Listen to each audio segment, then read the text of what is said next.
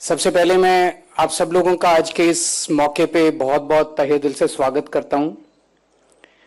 आप में से बहुत सारे ऐसे लोग हैं जो बाहर से आए हैं, पंजाब के बाहर से आए हैं।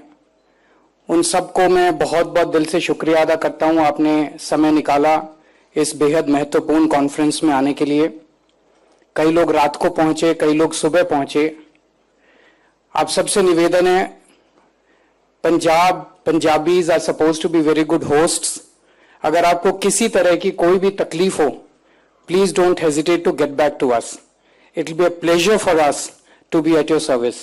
आप लोगों की तकलीफ दूर करने में हमें बहुत अच्छा लगेगा। किसी भी तरह की तकलीफ हो आप हमें जरूर बताइएगा। जैसा मान साहब ने कहा, पंजाब गुरुओं की धरती है, पीर पैगंबरों की धरती है, जिन्होंने ऐसे ऐसे संदेश दिए जो सदियों से केवल पंजाब नहीं, केवल देश नहीं, दुनिया को इंस्पायर करते आ रहे हैं। पंजाब मेहनतकश लोगों की धरती है। यहां के मेहनतकश किसानों ने जब जब देश पे अन्न का संकट आया, उन्होंने अपनी मेहनत से देश को अन्न प्रोवाइड किया है, देश का पेट भरा है। पंजाब देशभक्तों की धरती है। स्वतंत्रता सेना संग्राम में, फ्रीडम स्ट्रगल में सबसे ज्यादा कुर्बानी देने वाले पंजाबी थे, और आज भी हमारी फौज में सबसे ज्यादा पंजाबी आज आपको देखने को मिलते हैं।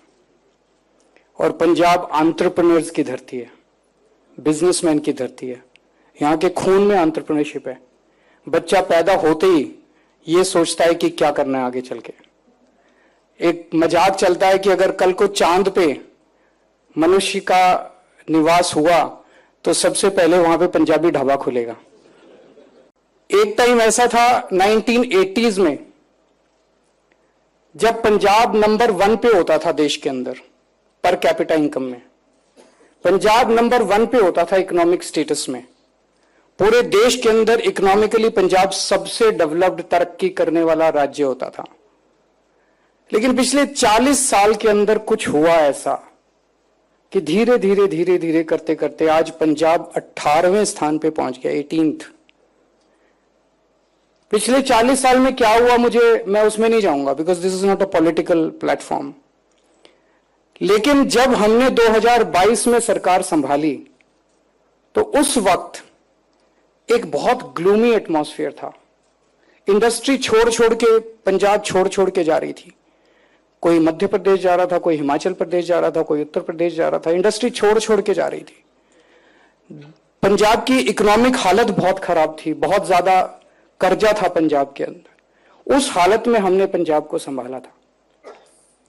हमने क्या किया, कैसे किया, इसको 2 मिनट में बताता हूं, पर थोड़ा सा डाइवर्जन। आम आदमी पार्टी को मैं पार्टी नहीं मानता। आप लोगों की भाषा में आम आदमी party is a political startup, और आप लोगों की भाषा में इट इज अ यूनिकॉर्न। मैं समझता हूं कि जो तरक्की आम आदमी पार्टी ने पिछले कुछ वर्षों में की है, जुम्मा 10-12 साल हुए हैं, और 10-12 साल के अंदर आम आदमी पार्टी एक नेशनल पार्टी बन गई है। आम आदमी पार्टी युवाओं की पार्टी है, पढ़े लिखे लोगों की पार्टी है। हमारी पार्टी में आपको आईआईटी के इंजीनियर मिलेंगे, आपको आईआईएम के मैनेजर्स मिलेंगे, आपको चार्टर्ड अकाउंटेंट्स मिलेंगे, ऑक्सफोर्ड में पढ़े हुए लोग मिलेंगे, वकील मिलेंगे, पत्रकार मिलेंगे। पढ़े लिखे लोगों की पार्टी है। तो जब भी कोई समस्या आती है तो हम उसको एक साइंटिफिक तरह से एनालिसिस करने की कोशिश करते हैं। तो जब हमने पंजाब में सरकार संभाली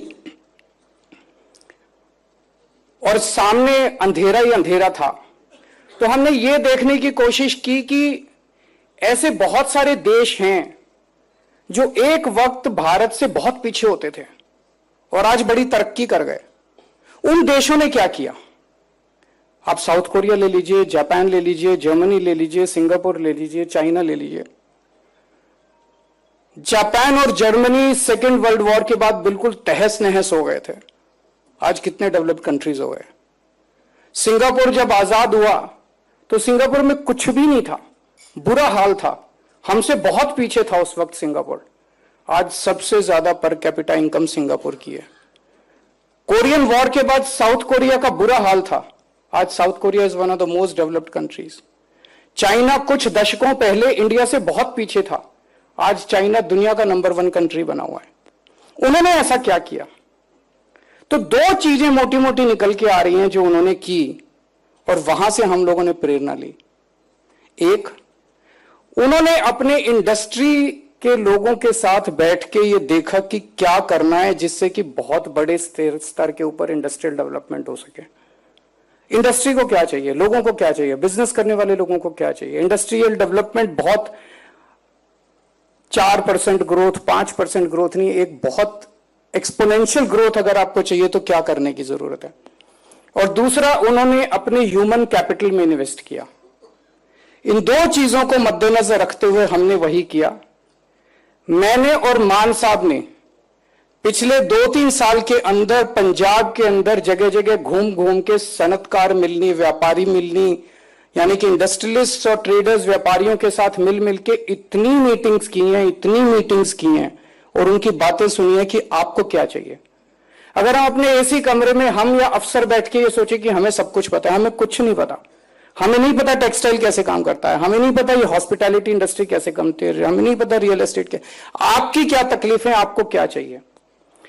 ये सारी मीटिंग्स के बाद मोटे मोटे तौर पे एक बात निकल के आई कि लोग सरकार से दुखी हैं, सरकार की इंटरफेरेंस से दुखी हैं।